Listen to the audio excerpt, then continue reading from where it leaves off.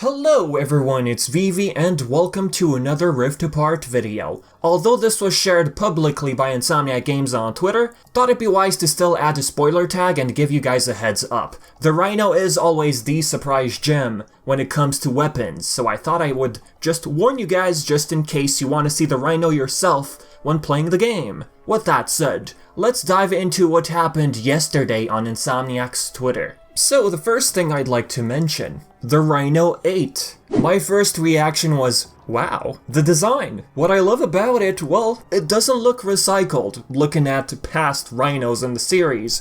Bear with me here, at least in terms of Rhino weapons I'm talking about. I have to admit, this looks like more of a menacing version of the Critter Strike from R.Y.N.O, that weapon which morphs enemies into creatures. Yeah, I can admit that. Looking at this card right here, the bottom text says, Ratchet PS5 Takeover. That's exactly what happened on Insomniac Games' Twitter yesterday. Hashtag Ratchet PS5 Takeover is the hashtag they used. They changed their headline even on Twitter to Ratchet, Clank, and Rivet. The Rhino case, for example, we have this tweet, with Clank and Rivet sharing dialogue. Clank, after discovering the password to access Nefarious' ship, he added this. Totally unguessable password 123 is the password. We have gained access to Nefarious' ship. Bravo. Rivet explained. So much for being an evil genius. And look at that, the Rhino 8 super weapon. Time to take it back from Nefarious.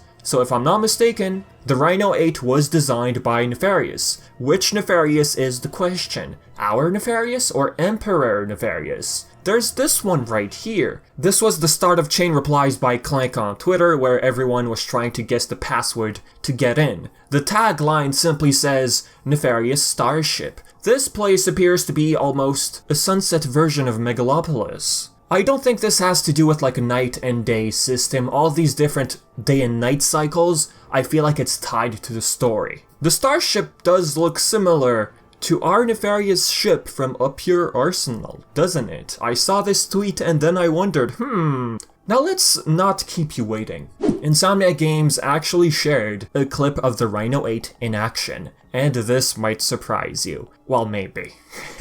The idea of this weapon, what it's actually, usually known for, shooting a bunch of bullets around, well, we did have that sort of design overhaul with the Rhino 6 protosuit in R.Y.N.O. Look, what I'm trying to get at here, they took the overarching theme of Rift Apart and straight up implemented it into the Rhino 8. What's happening here, well, hold that thought. The fact the Rhino 8 is purple, well, Rivet is a bit harder to see because of the sunset. It could indicate the color purple that this Rhino is indeed created by our Nefarious. As for the Emperor, if this was his invention, I believe it would have had a color theme indicating that, like white and orange for example. So back to what I was saying, yes, the functionality of this weapon. You fired the Rhino, not only does it cause major damage on impact, but it also creates a small rift, and an object falls on enemies. I guess with the power of dimensional energy, anything that comes through that rift becomes a deadly weapon. So far we got barrels, we got an explosive crate, and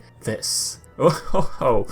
This, I'd say, was the highlight of Ratchet PS5 Takeover yesterday. If what I'm about to say is true, then the Rhino 8 will serve as a weapon full of Easter eggs. Here, while facing a juggernaut, a Thunderjaw from Horizon Zero Dawn appears and falls on the enemy. Yeah, a Thunderjaw from Horizon Zero Dawn. Before they showed us this clip, they tweeted this. We have Alloy right there with the Thunderjaw appearing out of a rift. At first I thought, okay, this is simply all a marketing tactic. But in the end, they were possibly hinting at potential Easter eggs, Thunderjaw being one of the examples we could see. Then we have Nathan Drake looking at his truck. Will that truck fall on enemies, for example? We also got Sunset Overdrive. Now, before all those other tweets referencing Sony IPs, and the fact that we have Fizzy hiding in the franchise Evolution trailer, Many, including myself, low-key thought they were hinting at Sunset Overdrive, coming to the PS4 or PS5. Sunset has always remained an Xbox exclusive.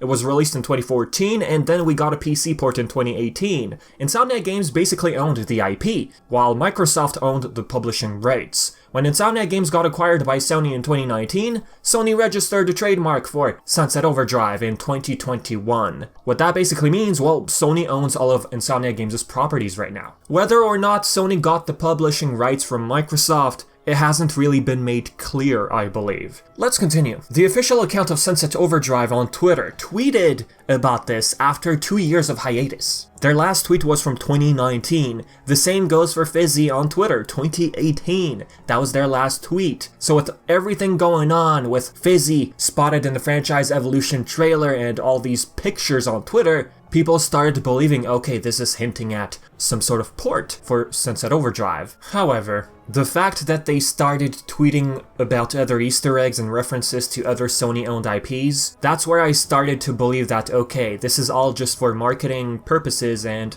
simply just for fun. If anything, this picture right here of Sunset Overdrive, they're simply hinting at a potential Easter egg tied to the Rhino 8. The same applies to other Sony IPs out there. So yeah, there's another one. Are you ready? Our good old lovable raccoon, Sly Cooper. Yeah. My reaction was literally 3 dots. I was confused, I had no idea what was going on. Some folks got a bit too excited, especially considering the fact that Sly is getting a Funko Pop. I did make a video on that discussing the subject if you're ever curious. But what's going on here? A rift appears in what I believe to be Holland in Sly 3. Sucker Punch themselves even retweeted saying, "Where are you taking him? Sly, jump and press the circle button to get out of there." I can already picture Bentley saying that. Sucker Punch saying those words is very, very nostalgic. And again, I don't think this hints at a new Sly game on the horizon. This is all ultimately just a hint at Easter eggs we could see. Now my brain wonders, if Sly appears through a rift, how would he appear and what would he do? What would his attack be? Especially how he would appear. Cel-shaded, you know, his old style, or something else.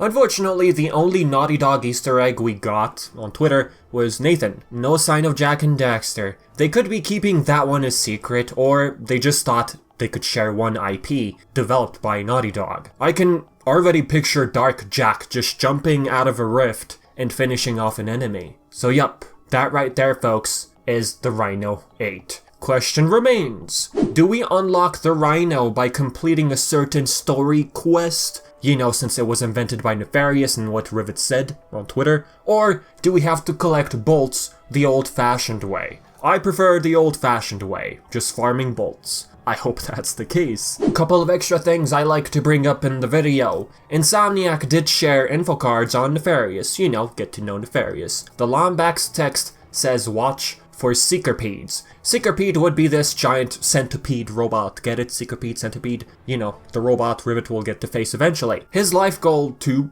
finally win. Nefarious managed to find a dimension where he always wins, and happens to take over while also running a legion of robots. I'm surprised that Nefarious can't live without his goons. Organic life form at the end of the day. Squishies, for that matter. If you're on a budget, you hire the goons for less. Next thing, the Pixelizer. Insomniac Games explained in one of their replies that if you don't pre-order, which by the way gives you early access to the Carbonix armor and the Pixelizer, well, if you don't pre-order, this weapon will only be available after you unlock challenge mode. As for the Carbonix armor, they didn't say anything, so I take it you can unlock that armor on your regular playthrough. Next thing to take a look at. The Zircon Station. The wording makes it sound like this place will serve as a hub. Zerkies being that hub. The tweet itself confirms it. Well, the name. Not the hub thing, but the name Zerkies. As for this one, we got members of the Resistance. We finally get a clearer look at the Phantom, aka Alternate Skid McMarks. We also got this fella. I'm trying to figure out if this character is familiar or not.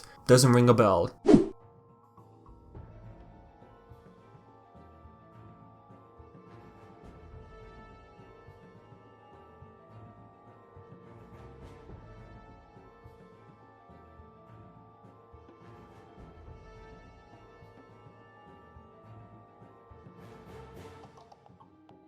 Another cool thing Ratchet PS5 Takeover did on Twitter we had 2 polls. Clank and Rivet asking the community which weapon or gadget would be ideal for the situation. People voted for the Buzzblades and the hover boots. What I love about these 2 clips, there's no music. You can only hear the sound effects. Have a listen, I especially love the sound of the hover boots.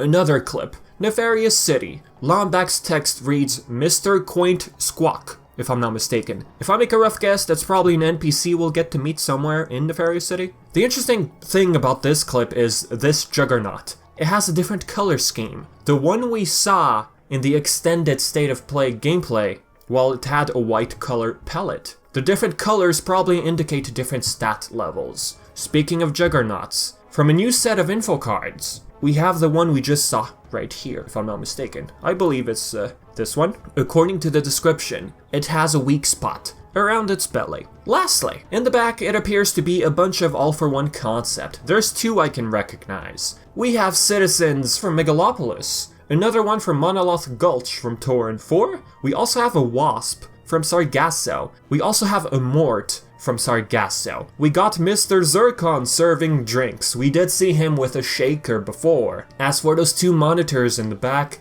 I wonder if that's the arena. Like ads of arena battles on TV, basically. It could be something else. So, with that said, this is it for the video. By the way, yes, I am fully aware that the review embargo has been lifted. And the scores reviews so far, they're fantastic. They're all pretty much averaging to, I'd say, 9 out of 10. I will be discussing the reviews in the next video, I believe, so stay tuned for that, if you're ever interested in that topic, of course. So with that said, I've been Vivi as usual. If you have questions or anything of such sort, don't be shy, leave it in the comments section below. And yeah, until next time, thanks for watching.